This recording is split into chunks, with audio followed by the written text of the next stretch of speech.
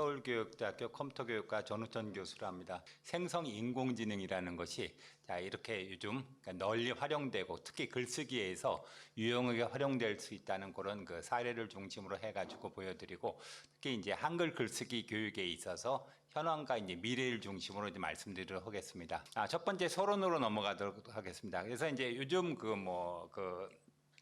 인공지능이라는 것을 얘기하기 전에 현대 이제 4차 산업혁명 시대라고 얘기를 하는데, 4차 산업혁명 시대의 이제 대표적인 키워드 초연결 초지능이라고 부르고 있죠. 초연결, 하이퍼 커넥티비티, 모든 사람과 사람, 사람과 사물, 사물과 사물이 서로 연결되고, 그다음에 초지능, 초지능이라는 것은 이제 어떤 그런 사물 자체가 지능을 갖고 있어서 사람을 어떤 개입이 없이 스스로 판단할 수 있는 그런 시대가 4차 산업혁명 시대라고 볼 수 있습니다. 그래서 4차 산업혁명을 이제 이끄는 데 있어서 가장 어떤 기반 기술을 인공지능이라고 우리가 부를 수가 있는데, 현재는 우리가 인식을 하든 인식을 못하는 거의 삶의 모든 분야에서 영향을 미치고 있다. 그 다음에 이제 어떤 생성형 인공지능의 등장. 기존의 이제 인공지능, 그러니까 지금까지 인공지능은 데이터를 통해서 학습을 한 다음에 데이터에 기반했던 어떤 결론이나 결과를 제공한다고 볼 수가 있겠습니다. 그래서 데이터를 학습을 통해서 어떤 데이터에 철저하게 기반을 해서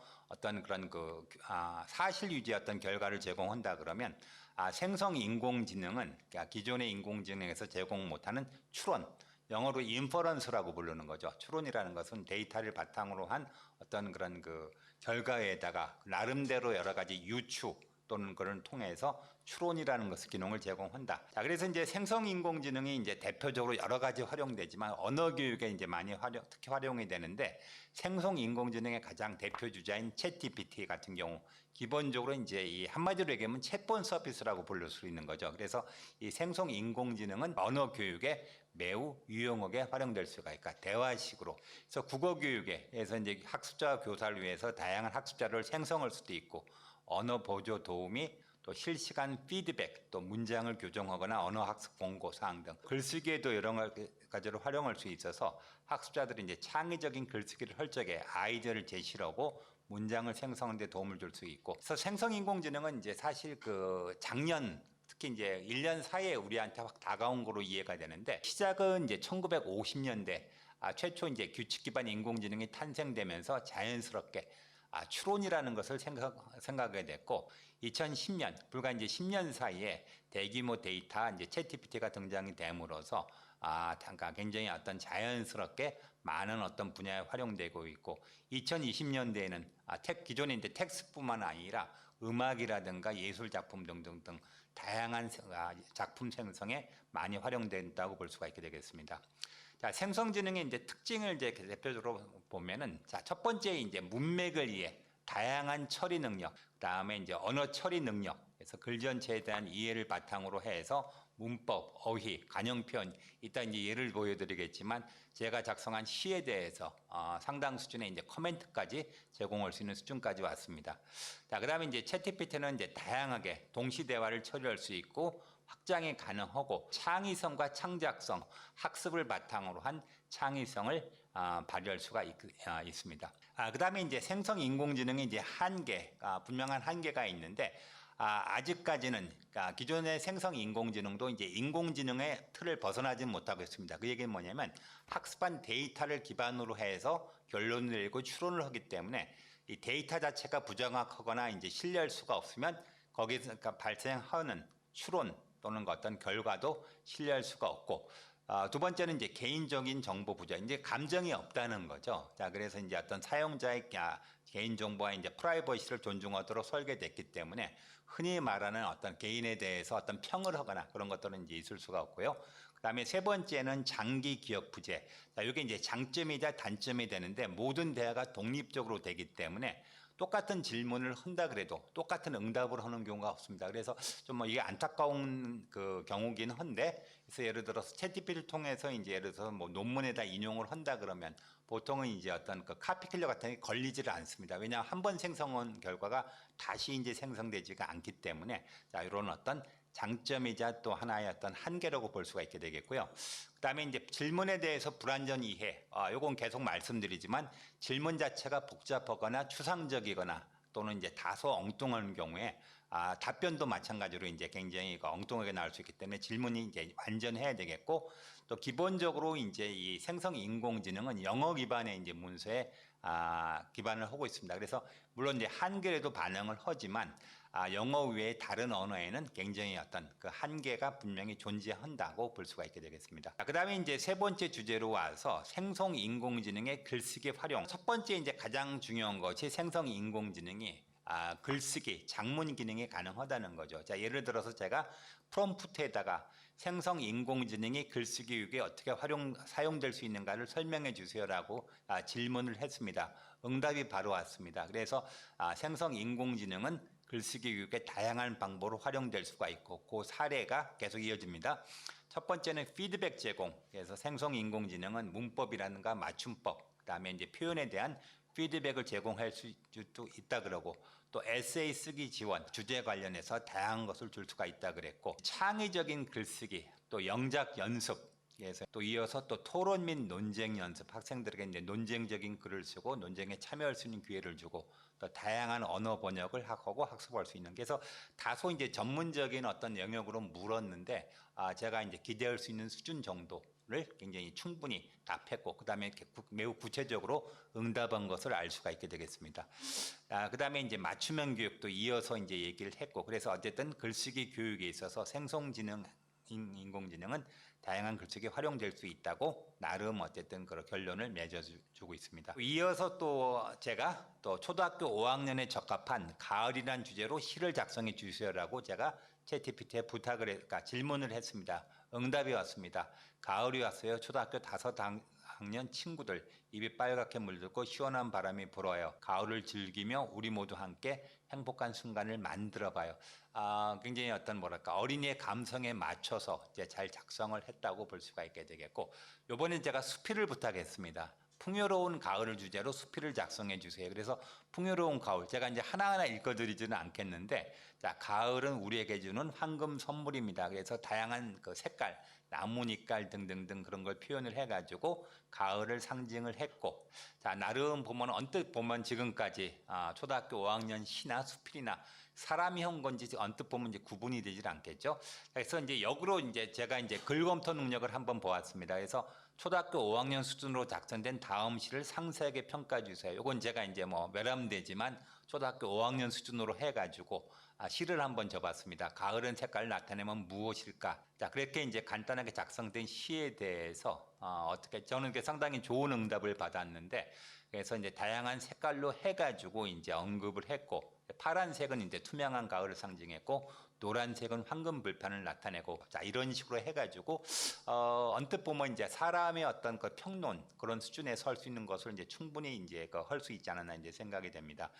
자, 그리고 이제 또 마지막으로 이제 제가 이제 풍요로운 가을이라는 필자의 수필을 간단하게 요약해서 얼마나 요약을 잘할 수 있는가에 대해서 오니까, 저자가 가을을 사랑하고 가을의 다양한 매력을 느낄 수 있는 글입니다. 가을의 쾌적한 날씨, 파란 날씨, 수확의 기쁨, 추석의 따뜻함, 단풍의 아름다움을 통해 가을을 풍요롭게 느끼는 경험을 나타내고 있습니다. 저의 마음을 한 90%는 대변해주고 있는 것 같습니다. 그 다음에 이제 온라인 교육에 닿은 글을 작성해 보시죠. 약간 이제 다소 전문적인 글인데, 제가 2개의 패러그래프를 이용을 해가지고, 그 온라인 교육의 이제 중요성, 특히 이제 팬데믹을 거치면서 온라인 교육이 우리한테 다가왔다는 내용으로 글을 작성했습니다. 그래서 이제 이렇게 해서 이제 보면은, 아주 굉장히 잘 요약을 해줬는데, 이건 거의 100점이라고 볼 수가 있습니다. 왜냐하면 그 핵심적인 내용을 딱 뽑아가지고, 특히 23년 이후 코로나 팬데믹 이후에 온라인 교육에 이제 대면 수업을 대체하는 새로운 교육으로 파라다임으로 자리 잡았다. 이게 핵심인데 정확히 그거를 이제 짚어주었고요. 마지막으로 자동 채점에서 자동 채점에 대한 가능성을 충분히 갖고 있고, 제한된 범위라는 것은 이제 아직까지는 이제 서술적 문항에 대해서는 조금 이제 불안전하긴 한데, 특히 사실적 개념을 묻는 과학 글쓰기라든가 그런 데서는 충분한 가능성을 보이고 있습니다. 다만 이제 아직까지 서술형에 대해서는 다소 이제 불안정하긴 한데, 자연어 처리에 한계가 있고 채편에 대한 신뢰도, 인간 전문가가 있을 때 이제 그 생성 인공지능 점수의 차이가 조금 존재한다는 거고, 인간 사용자가 이제 신뢰의 문제, 또 고난이도 시험이 있어서 이제 그걸 맡길 수 없다는 거죠. 윤리적인 한계도 존재하고 있습니다. 그다음에 이제 생성 인공지능을 활용한 그다음에 이제 글쓰기의 한계 분명히 존재하는데, 자, 창의적인 글쓰기. 자, 창의적 글쓰기라고 표현을 했지만 엄밀한 의미에서 창의적, 그러니까 인간적인 그 의미에서 창의적이라는 것은 꼭 학습을 통해서 되는 건 아니죠. 예를 들어서 5살 아이한테 사하라 사막에 대해서 작성해봐라. 사하라 사막 가보지도 않았고, 그러니까 상상력이 약한데 어쨌든 아이들을 쓸 수 있는 거, 그런 거 같은 경우는 분명한 한계가 있다는 거죠. 상상력, 독창력에서. 또 부정확한 추론과 편향성 문제, 또 질문에 대해서 이제 정확하지 않을 때 정교한 어떤 답을 얻을 수 있고, 특히 감정 표현이라는 것은 사람만이 할 수 있는 것이죠. 그래서 은유를 한다든가 비유를 한다든가, 그다음에 이제 그런 거에 대해서 한계가 존재를 하고, 자, 그다음에 이제 네 번째 생성 인공지능을 활용한 한글 글쓰기의 미래에 대해서 이제 살펴보면은, 첫 번째 이제 생성 인공지능은 학습자 교수자의 역할을 변화시킬 수가 있게 되겠습니다. 첫 번째 이제 학습자의 역할에 있어서 비판적 학습자와 분석적 학습자, 비판과 이제 분석 능력을 필요로 한다고 볼 수가 있는데, 생성 학습자는 생성 인공지능의 결과물에 대해서 그대로 받아들여서도 안 되고 받아들일 수도 없고 비판적으로 수용해야 되고, 또 결과물을 철저한 분석으로 하게 되겠고, 또 교수자 입장에서는 안내자, 조력자, 촉진자에서 이제 학생들에게 전체 글쓰기에 대한 학습 목표 결과물에 대해서 안내를 해야 되고, 학생들의 질문을 정교하게 제일 수 있는 조력자의 역할이 필요하고, 학습을 이제 촉진할 수 있는 다양한 촉진자의 역할이 보다 강조된다고 볼 수가 있게 되겠습니다. 그다음에 이제 창의적 글쓰기, 이제 책 생성 인공지능이 결국 못 해주는 거죠. 우리가 이제 어느 정도 이제 창의적인 건 되지만 그건 엄밀하게 학습한 데이터에 기초가 된 것이고, 향후 글쓰기 교육에서 오히려 부각되는 것은 이 질문 교육. 그래서 이제 질문 교육이라는 것은 이제 단순히 되는 것이 아니라 부단한 연습과 더불어 다양한 형태의 이제 교육이 이제 필요하다고 볼 수 있게 되겠고, 그다음에 이제 이전 어떤 그런 발제자가 이제 말씀해 주셨지만 글쓰기 교육에서 윤리성, 그 문제가 아직은 이슈로 남게 되겠습니다.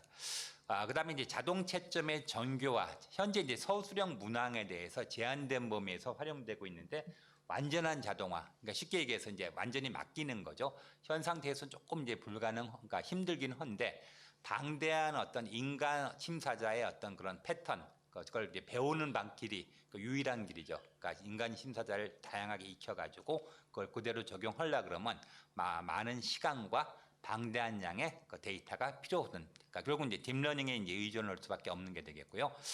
자, 그리고 이제 결국은 또 많은 데이터를 또 얻으려 그러면 거기에 따라서 데이터를 또 보호해야 되는 상대적으로 프라이버시 문제가 될 수 있고, 그래서 그러니까 동전의 양면이라고 볼 수가 있습니다. 많은 데이터를 활용하려 그러면 개인정보 걸림돌이 되고, 또 그걸 또 개인정보를 보호하다 면 데이터를 많이 이용할 수 있고, 적절한 우리가 보호 조치를 취해야 되겠고요. 그다음에 이제 생성지능의 이제 또 하나의 한계는 은유적인 표현. 자, 우리가 뭐 노인과 바다, 자, 사람이 어떤 그런 물고기를 잡아서 갖고 오는데, 결국 이제 암시하는 것은 인간의 어떤 고된 삶을 통해서 하는데, 이런 어떤 그런 은유적인 표현은 아직까지는 불가능하다는 거죠. 사실적인 표현 외에는.